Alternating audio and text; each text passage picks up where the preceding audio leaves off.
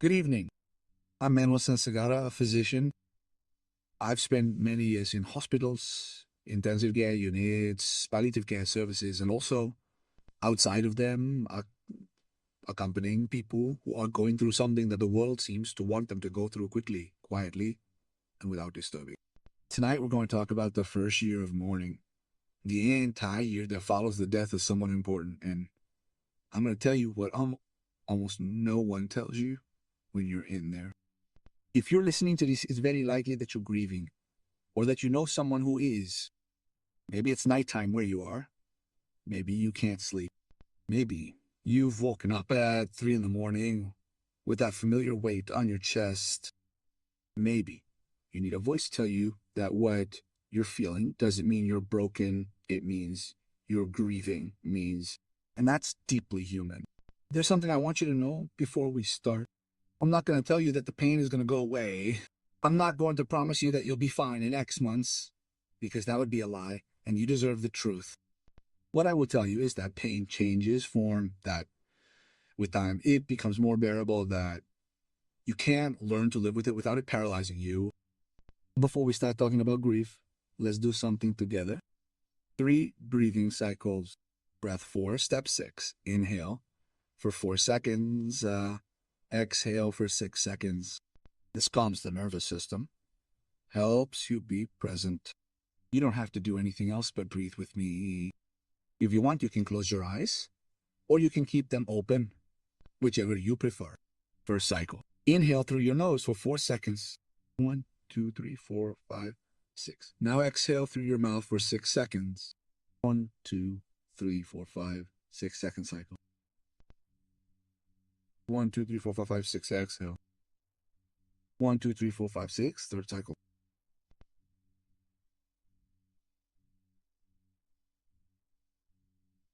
Exhale slowly. 1, 2, 3, 4, 5, 6. Okay, so here you are. We're in this together. The first year of grief is confusing because no one prepares you for it. People tell you about phases, about stages of getting through it. They tell you time heals all wounds. They tell you you have to be strong. They tell you it will pass. But the reality is that grief is not a ladder that you climb. It's more like an ocean. There are waves, some that knock you down, others that barely touch your feet, and you don't know when the next one is going to come or how big it's going to be. What I'm going to do tonight is walk with you through that first year. I'm going to tell you what's normal for you to feel, what's normal for your body to go through, what tends to scare you, and why you shouldn't be scared. And at the end, I'm going to give you some things you can do, small, concrete things, things that won't cure you because grief can't be cured, but they can help you breathe easier, feel a little less lost. And let's start with the basics. What is grief really? Grief is a natural human response to the loss of someone you love. It's not an illness. It's not something you have to fix. It's a process. And like any process, it has its own time, its own rhythm, its own way of moving through you. When I work in palliative care, when I accompany families in hospital, I see this every day. I see people who have just lost someone and they ask me if what they're feeling is normal. And almost always the answer is yes, it is normal. It is profoundly normal. They ask me, is it normal that I can stop crying? Is it normal that I can cry at all? Yes. Is it normal that I feel like I've been anesthetized? Yes.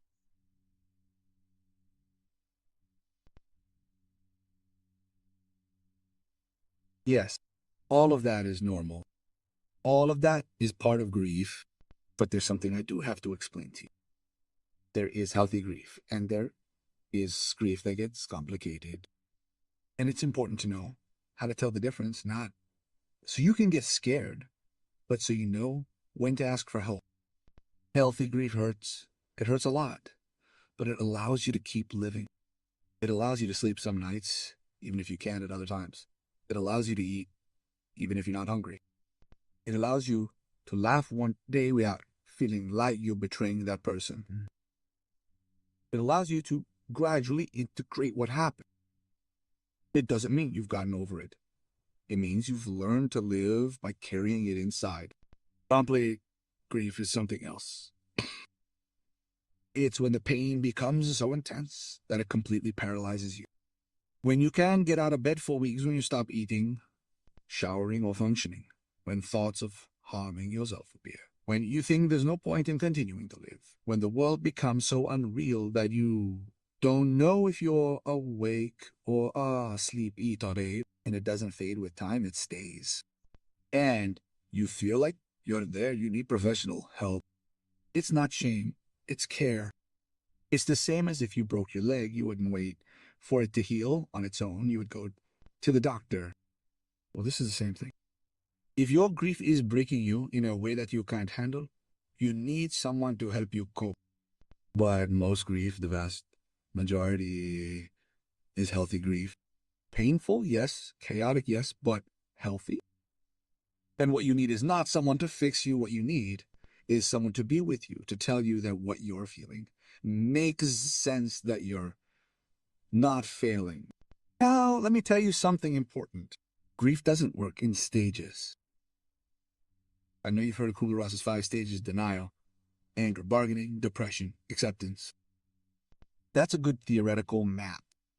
It helps you understand that grief has different phases. But in real life, grief isn't like that. You don't go from denial to anger to acceptance as if you were climbing steps, as if you could check boxes on a list. Grief is more like this. One day you wake up and feel like you can breathe. You think, okay, maybe I can handle this. The next day you break down in the supermarket because you see their brand of coffee. A week later, you're laughing with a friend, and suddenly you feel this terrible guilt, like you have no right to laugh.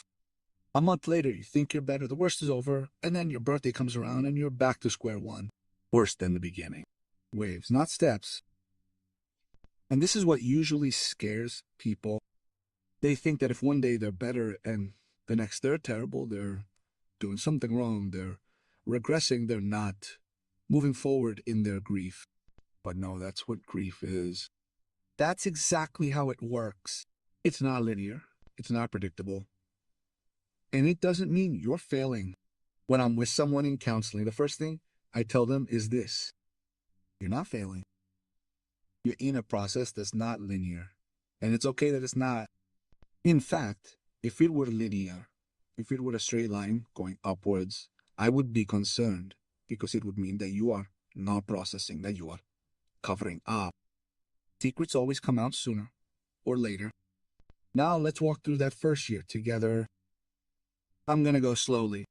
I will explain to you what generally occurs in each section and what you can expect. Not so that you can prepare yourself, because you can't prepare for grief, but so that when it happens to you, you know that you are not alone, that others have been there, that it is part of the journey. The first few weeks after a death are strange, very strange. Ooh. Many people tell me that they feel as if they are anesthetized, as if they are watching everything from the outside, as if none of what is happening is real, as if they are an actor in a movie that they do not understand. That is shock. It is your brain's way of protecting you from too great an impact. It's like your nervous system is saying, I can't process this right now. It's too much, so I'm going to put it on hold. I'm going to create a distance between what's happening and what you're feeling so that you can continue to function. And that's exactly what shock does. It allows you to function. It allows you to organize the funeral, notify people, do the paperwork, have visitors, talk to who you need to talk to, sign what you need to sign. You do all that, but it's like you're not yourself. Like it's on autopilot. In those first few weeks, there's a lot of external movement. There's a lot of people, a lot of noise, calls, messages, flowers, food being brought to you. People coming to see you, hugging you, telling you how sorry they are. You're surrounded, and at the same time, you're completely alone because no one can get where you are. No one can touch that place inside you where the pain is. It's common in those first few weeks that you don't cry much, or that you cry but you don't feel anything, as if your body is crying but you're not inside it, as if you can see your body crying from the inside out. That's scary. People think, what's wrong with me? Why don't I feel more? Am I a bad person? Am I a monster? No. You're not a bad person. You're not a monster. You're in shock. And shock is a survival response. It's your brain doing what it can to keep you from completely breaking down. You'll cry. You'll feel. Right now, your brain is busy holding the pieces together so you can keep functioning. And that's okay. It's okay not to feel yet. It will come. It's also normal for those first few weeks to feel very tired. A tiredness that won't go away with sleep. It's a tiredness of the soul. A tiredness that weighs on your bones. You can sleep for 10 hours and wake up just as exhausted because it's not physical tiredness. It's your body processing something huge. It's readjusting its whole way of being in the world, and that takes up a lot of energy. The human body is not designed to lose its important people. It's designed to bond, to connect, to love. And when you lose someone, your body has to reorganize that whole system of bonds. It has to learn to function without that person, and that's not easy, and it's tiring. If you're there right now in those first few weeks, let me tell you something. You don't have to be strong. You don't have to be okay for other people. You don't have to smile when they ask you how you're doing. You don't have to say, I'm fine, when you're not. You can tell the truth. You can say, I'm terrible. You can say, I don't know. You can say nothing. If someone asks you, what do you need, and you don't know, it's okay to say, I don't know. You don't have to have answers. You don't have to know what to do. You're in shock. You're in survival mode, and that's okay. If someone offers to help you, say yes, even if you don't know why. Let them bring you food. Let them do the shopping. Let them sit with you in silence. You don't have to entertain anyone. You don't have to take care of other people's emotions. Now it's your turn to be cared for. And that's not weakness. It's intelligence. And if there are decisions to be made and you don't feel capable, ask someone you trust to make them for you. It's not cowardice. It's survival. There will be time to make decisions later. Now you just have to breathe. You just have to keep going. Now we move forward. Second month, third month, fourth month. This is where something very hard starts to happen, something that almost no one prepares you to experience. The world goes back to its normal life. People stop asking how you are. Those who used to come to see you don't come as much anymore. The calls become less frequent. The messages decrease, and everyone seems to have moved on except you. You're still there, in exactly the same place, or worse. Many people tell me that this stage is worse than the first few weeks. Because in the first few weeks, there is adrenaline, there is movement, there are people, there are things to do. But now you are left alone with the void, and the void is enormous. It is like a black hole that sucks you in, and there is no one around to see it. Because for the world, it has already happened. For you, it is just beginning. This is where the grief really starts not to hurt because the anesthesia wears off, because your brain can no longer handle the shock, and you start to feel, you start to truly understand that this person is not coming back, that it is not a nightmare, that it is not temporary, that this is forever, and that it is unbearable. It is literally unbearable, and yet you are enduring it because you are here, because you are still breathing. This is where many people feel that they are getting worse. They tell me, Manuel, Bilbo, the first few weeks, I was better, I was functioning, I could talk to people, I could do things. Now I can't even get up. Now I cry all the time. Now I feel like I am sinking. What's wrong with you? You're not getting worse. You're entering the real grieving process. Grief now devoid of cushioning. Grief now bereft of anesthesia. And yes, it's harder, much harder, but it's necessary. It's the journey. You can't skip it. You can't go around it. You can only go through it, and that's what you're doing, even if it doesn't feel like it. In these months, something very common also comes up. Something that almost no one talks about, but that everyone in grief feels. Guilt, the constant review of what happened, the mental loop that doesn't stop. What if I had called sooner? And if I had insisted on that doctor, and if I had taken that person to another hospital, and if I had written down the symptoms sooner, and if I had said, I love you one more time, and if I had been there at that moment, amen. And yes. Guilt in grief is a way of trying to regain control. It's a way for your brain to try to make sense of something that doesn't make sense. It's like your brain is saying, If I find out what I did wrong, then I can fix it. If I find out what I went wrong, then I can stop it from happening again. But you can't fix it because it's not in your hands. It never was. Death isn't fair. It doesn't follow any rules. It doesn't reward the good or punish the bad. It just comes and you're not responsible. You did what you could with what you knew at the time. And that's enough. Let me tell you something that I know is hard to hear. You couldn't have prevented it even if you had done everything differently, even if you had been perfect, even if you had been there every second. You couldn't have prevented it because death is not up to you. Because you don't have that power, and it's okay that you don't. You did what you could with what you knew at the time, and that's enough. You're not responsible for anyone's death. You are responsible for having loved, and you did that well. You did that very well. If guilt visits you, and will visit you, do not fight it. Do not try to convince yourself that you do not feel it. Let it be.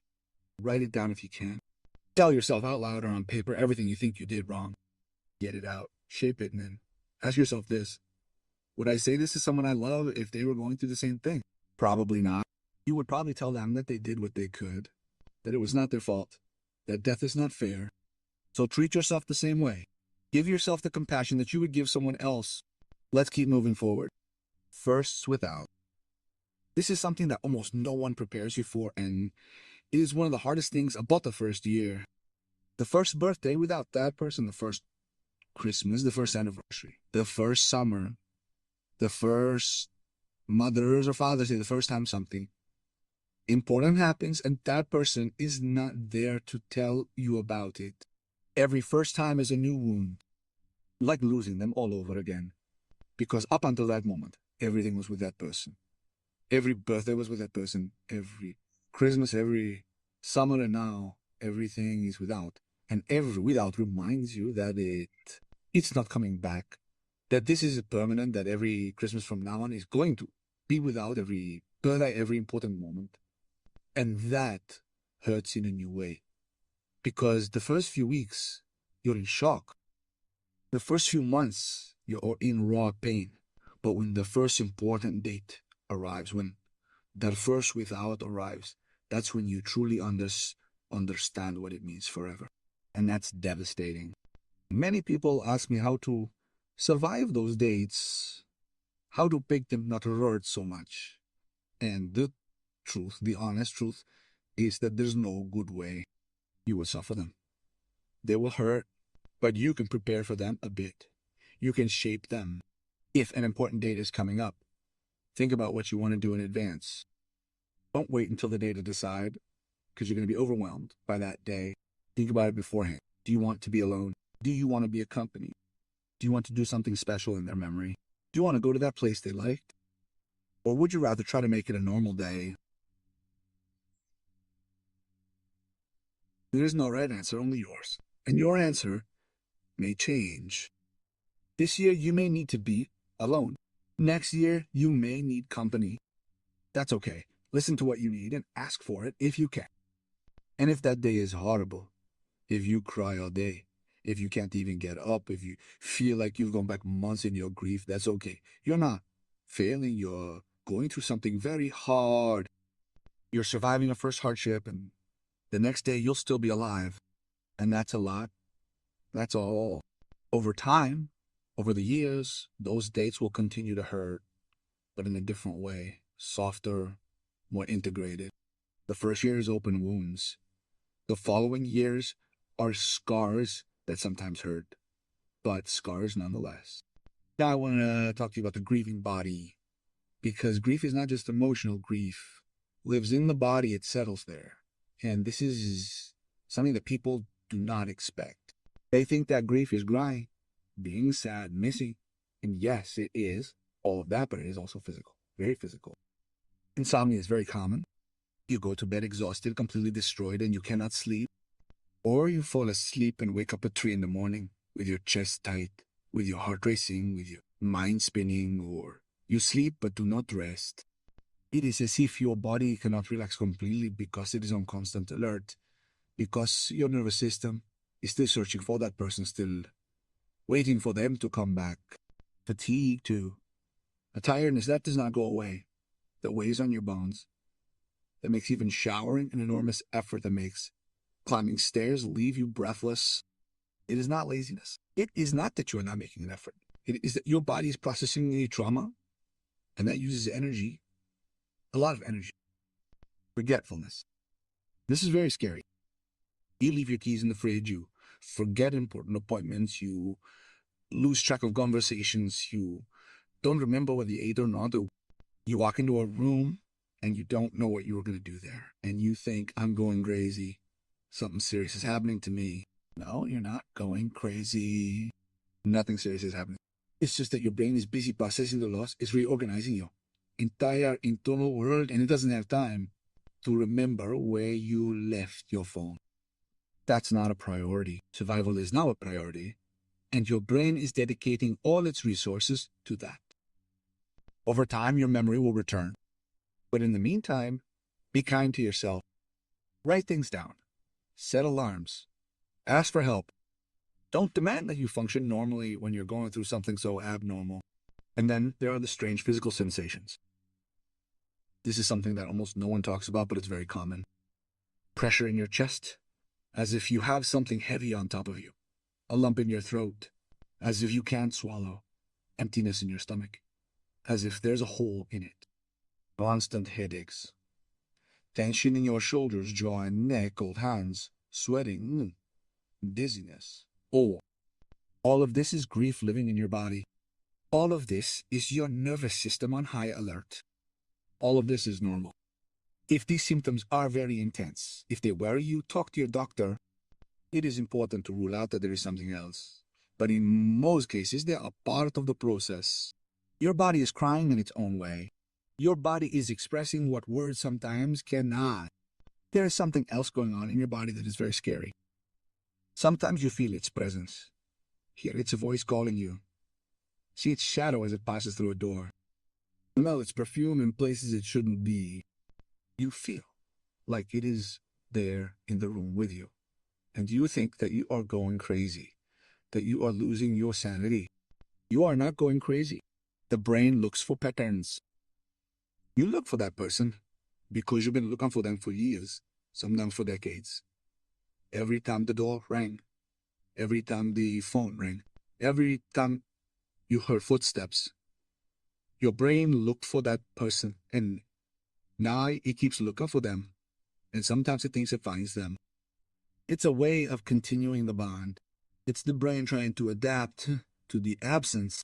Over time, those sensations become less frequent, less intense. But if they happen to you, don't be alarmed. They're frequent, they're normal, and they don't mean you're losing your mind. They mean your brain is adapting. Your body is learning to live with the absence. I want to talk about something very important, fear. The fear that appears in grief and that almost no one talks about. Because people talk about sadness, anger, pain, but they don't talk about fear. And the fear is there. The fear is enormous. The fear of forgetting.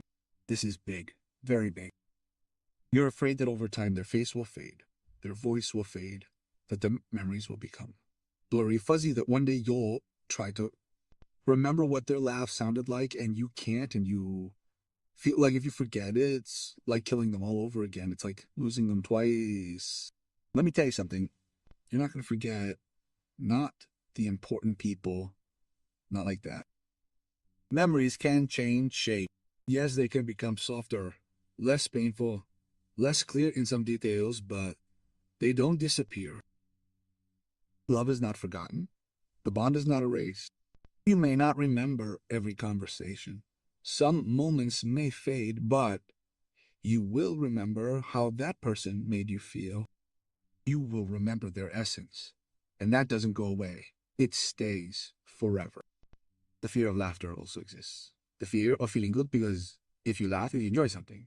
If one day you feel at peace, if one day you don't think about that person for a few hours, it seems like you are betraying them. As if you were saying that it no longer matters, that it no longer hurts, that you have already overcome them. This is very common, and it is a trap, a terrible trap, because That person wouldn't want you to suffer forever. If that person loved you, they would want you to live. They would want you to laugh. They would want you to be happy. They wouldn't want you to remain frozen in pain as a monument to their memory. Laughing is not betrayal. Laughing is a sign that you are still alive. And being alive is not incompatible with continuing to love the person who died. You can do both. You can love and live. You can remember and laugh. Your heart is big enough to contain all that. Yeah. And there is the fear of rebuilding your life. This comes up later, but the fear of meeting new people. If you lost your partner, appears the fear of falling in love again, the fear of being happy, the fear that life will go on without that person. Because if life goes on, if you go on, it seems like that person is left behind. It seems like you're leaving them behind. There's no rush for this. There's no right time. But when the time comes, and it will come, give yourself permission. Give yourself permission to live. That person is still important. They always will be, but your life matters too. And you can honor their memory by living well, living fully, living everything that person was no longer able to experience. Let's continue. I want to tell you something that almost no one explains to you about grief. Something that I see in consultations time and time again, and that I think can help you understand what you're going through. You can love and mourn someone and at the same time laugh for a day without it meaning that you're betraying them. I've already said this, but I need you to listen to it carefully. I need you to truly understand it. Your brain can contain both. You can be in mourning and enjoy an afternoon in the sun. You can miss someone deeply and be grateful for something you have now. You can cry in the morning and laugh in the afternoon. Emotions don't cancel each other out. They don't work like that. I've seen this so many times in the hospital. Families who have just lost someone and they're laughing, remembering anecdotes, remembering that time they did something stupid. That thing they always said, that the quirk they had, and they laugh, and then they cry. And then they laugh again. And there's always someone who feels guilty for laughing, who apologizes, who says, I'm sorry, I shouldn't have been laughing. But I tell them that laughter is also love. That remembering with joy is also honoring. That you don't have to be sad all the time to show that you love. Love isn't just tears. Love is also laughter. It's also gratitude. It's also a celebration of what was. You don't have to be somber to show that your grief is real. Your grief is real even if you laughed today, even if you had a good day today, even if you felt some semblance of peace today. Guilt, as I said before, is often a way of trying to regain control. We live in a world that teaches us that if we do things right, we can avoid pain. If we eat right, we won't get sick. If we work hard, we will succeed. If we love enough, we will protect those we love. But death doesn't work that way. Death comes. And it's not because you did something wrong. It's because we are mortal. It's because this is the human condition. It's the price of being alive. When you feel guilt, ask yourself what need lies behind it. Do you need to feel like you had control? Do you need to find a reason for this to make sense? Do you need to believe that if you had done something differently, this wouldn't have happened? Okay, it's human, but it's not true. You had no control, and it doesn't have to make sense. Sometimes things happen for no reason, no logic, no justice. And that's terrifying, but it's real. Now, something that is very important. There is no right time to rebuild your life. Only your own time. Some people are already dating someone new after 6 months. Others need 3 years to be able to consider it. Others need 10. They are all fine. They are all in their own process. There is no universal grief clock. There is no calendar that marks when you should be ready for this or that. The problem is that those around you usually have opinions. They will tell you that it is too soon, how can you? That it seems like you don't care. Or they will tell you that it is time to move on. That you can't stay stuck in the past, that you have to move on with your life. But they are not part of your grief. You are. And only you know what you need and when. If someone judges you for how you are experiencing your grief, remember this. They are uncomfortable with your pain.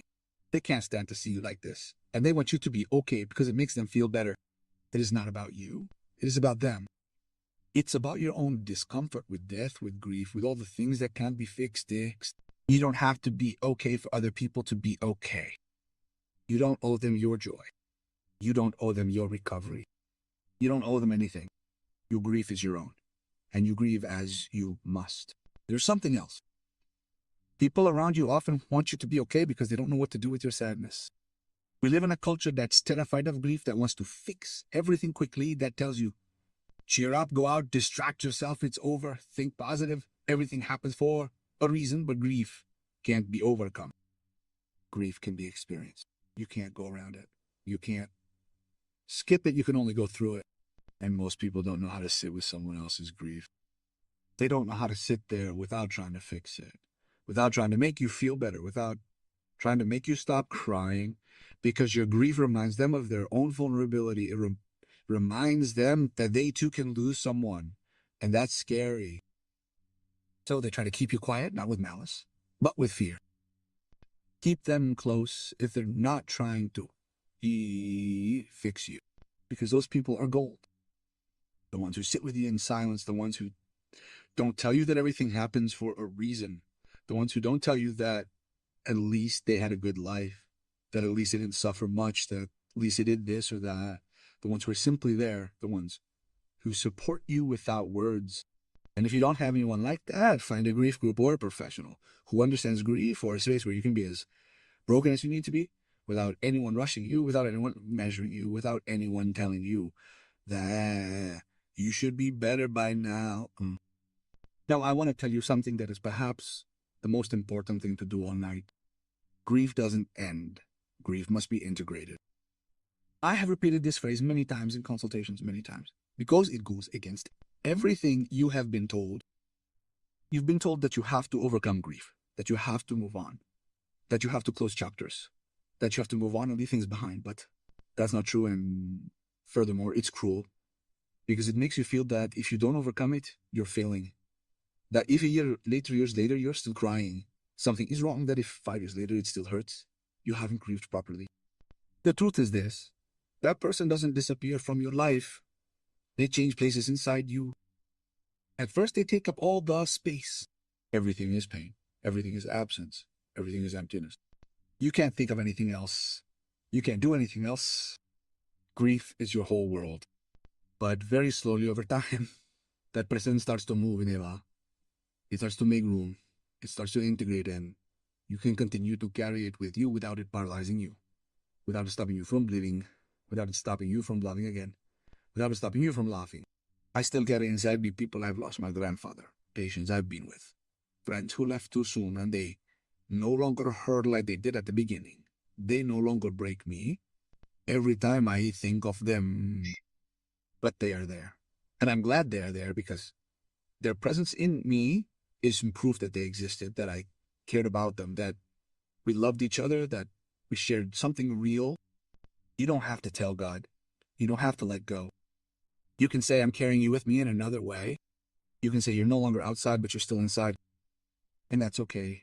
That's healthy. That's love that doesn't end even though life ends. I've seen this so many times. Families who years after a death still talk about that person fondly. They still have their photo in the house. They still tell their stories. They still say, remember when? And they don't cry all the time anymore. But they still love. Love doesn't die. It changes form. It adapts. It integrates.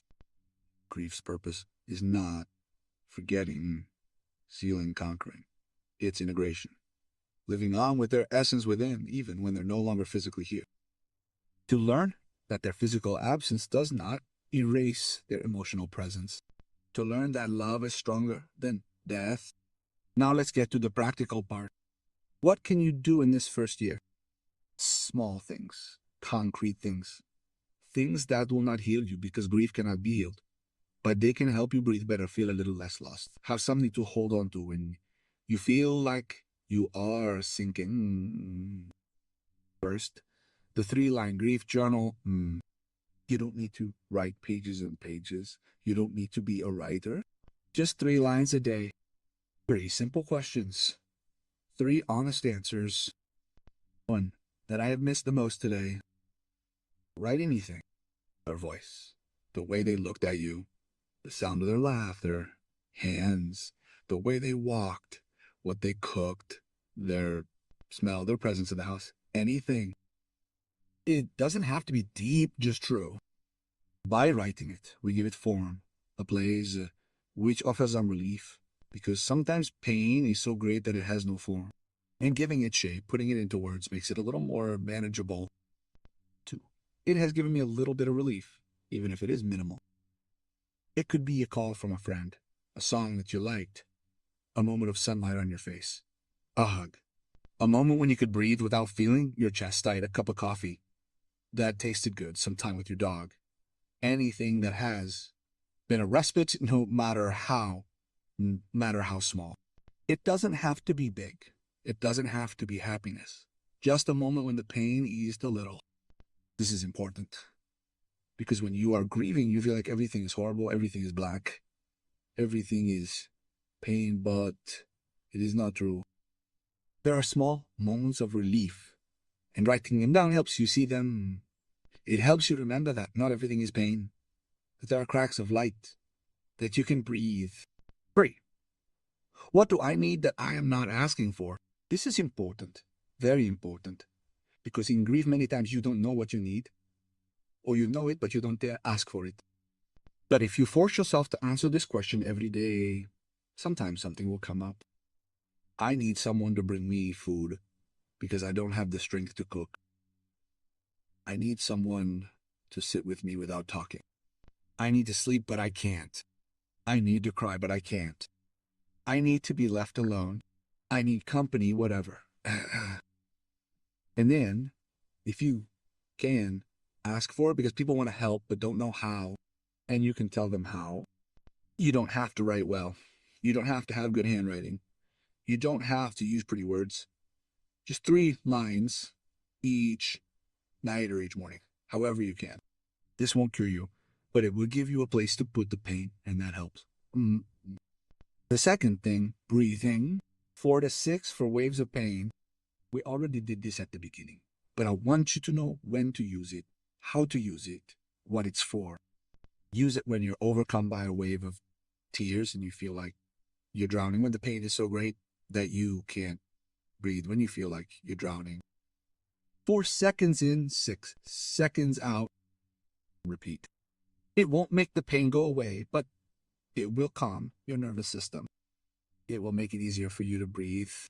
It will prevent you from panicking. Use it when you can't sleep, when you're in bed at 3 in the morning, going over everything, when your mind won't stop.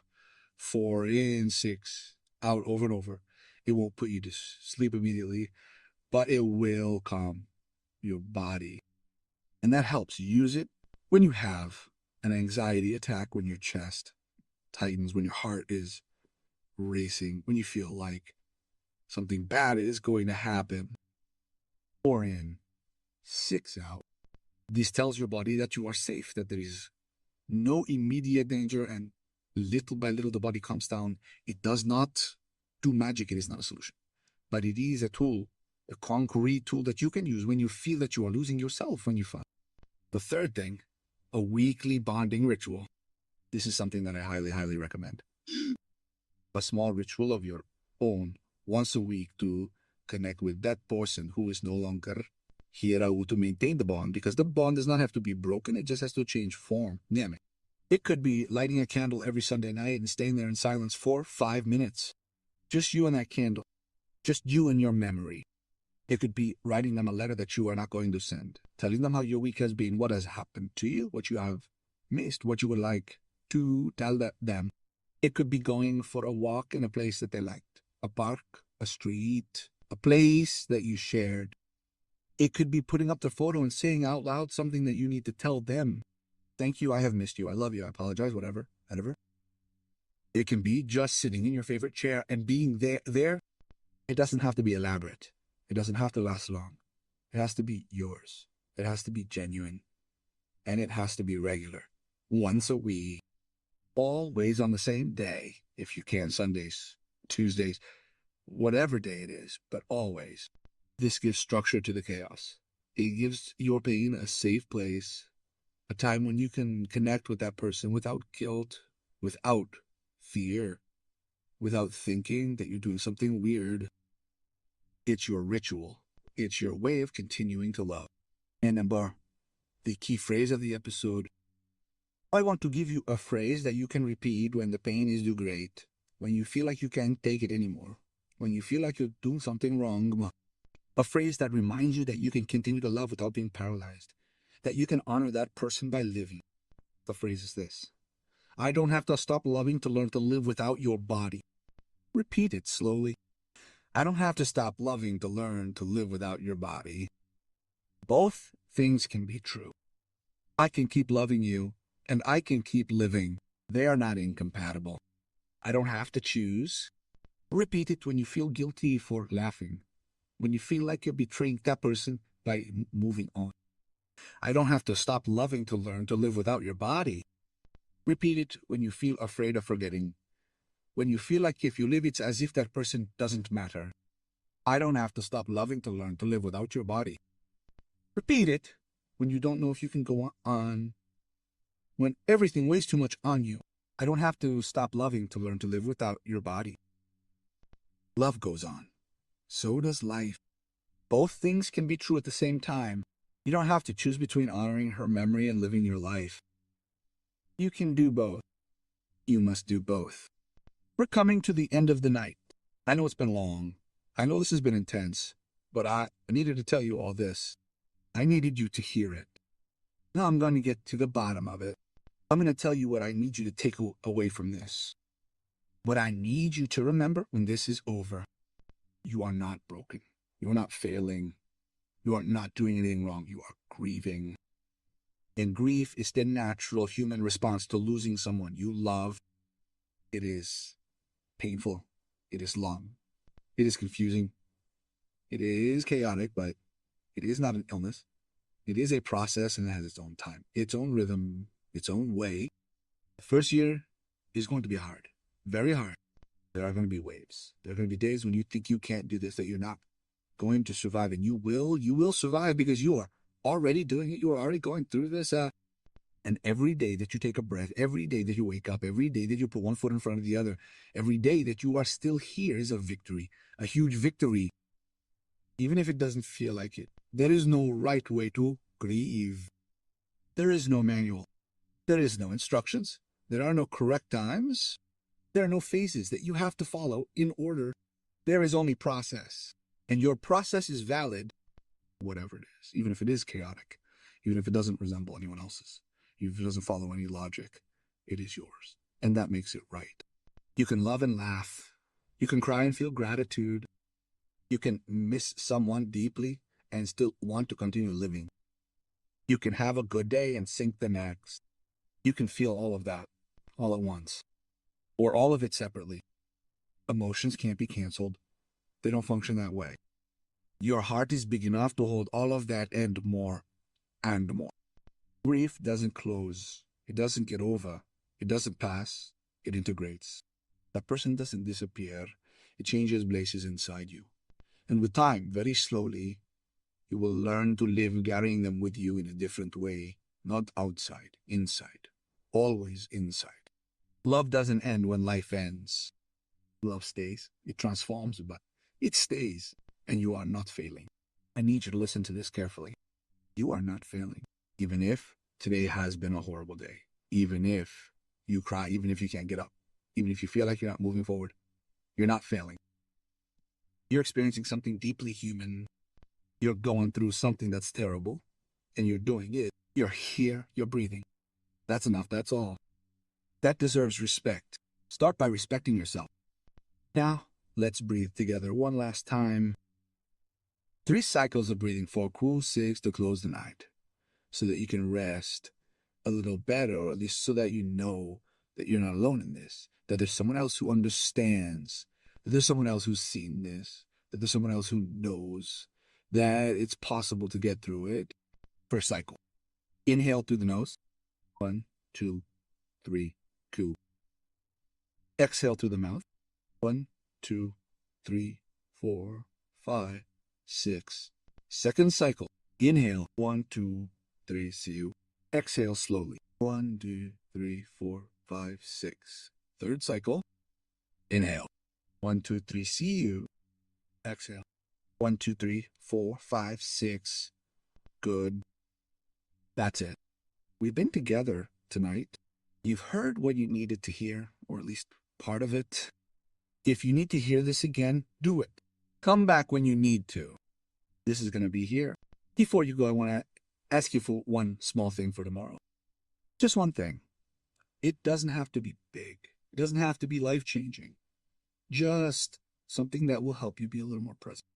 A small act of self-care could be writing those 3 lines. In your journal, 3 questions, 3 answers, 3 lines, lines. It could be calling someone and asking them for what you need.